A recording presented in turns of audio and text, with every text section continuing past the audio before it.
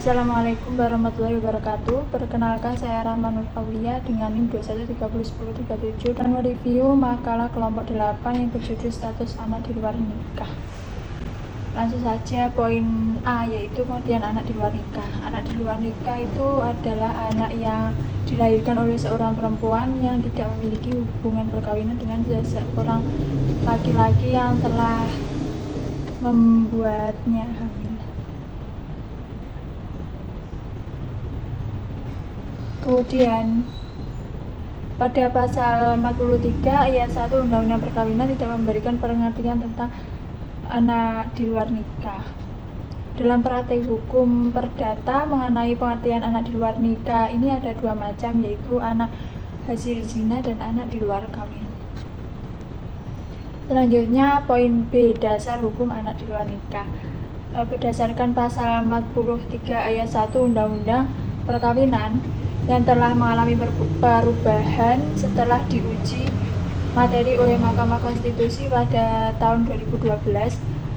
Setelah perubahan yang terjadi menghasilkan bahwa anak yang dilahirkan di luar perkawinan yang sah harus memiliki hubungan perdata dengan ayah biologisnya dan keluarga ayah biologisnya. Perubahan tersebut ditunjukkan untuk memberikan hak dan kedudukan yang sama bagi setiap anak yang dilahirkan di luar nikah dengan anak yang sah secara hukum dan agama.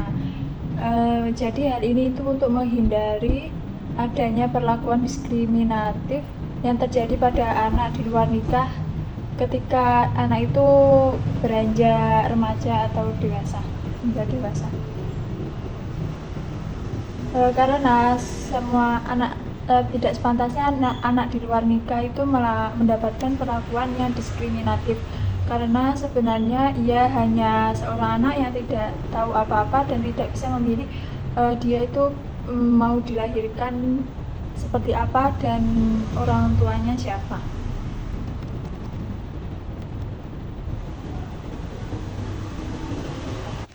Selanjutnya, secara hukum Islam, anak di luar nikah itu dihukumi tidak sah. Seperti anak dihukumi tidak sah, nasabnya itu kepada ibu dan keluarga ibunya. Kemudian, anak yang lahir di luar ketentuan 180 hari itu dianggap anak luar kawin, atau dengan lain anak yang tidak sah. Jadi, umat muslim tidak boleh melakukan pengakuan terhadap anak di luar kawin tersebut, tetapi anak tersebut juga harus dilindungi. Kemudian untuk pewarisan terhadap anak di luar nikah diatur pada pasal 867 sampai 862 sampai 866 KUH Perdata. Jadi menurut peraturan KUH Perdata, mewaris hanya berlaku pada anak luar kawin yang diakui oleh ayah dan atau ibunya. Tanpa pengakuan dari ayah dan atau ibu, anak luar kawin tidak memiliki hak mewarisi berbeda halnya dengan hukum waris Islam yang berlaku di Indonesia. Selanjutnya poin C adalah status anak di luar nikah.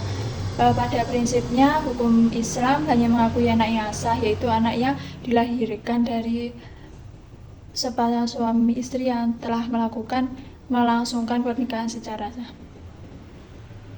Tetapi anak yang lahir dalam keadaan tidak seperti tadi itu disebut anak zina atau anak tidak sah, dan berakibat hukum seperti tidak adanya hubungan nasab kepada ayah, tapi dia hanya memiliki hubungan nasab kepada ibu. Kemudian ayah biologisnya itu tidak bisa menjadi wali dan tidak ada hubungan biologis dengan ayahnya. Sedangkan di dalam BW ada 3 macam status hukum dari anak di luar perkawinan, yaitu anak wajar atau anak alami, anak sumbang, dan anak zina.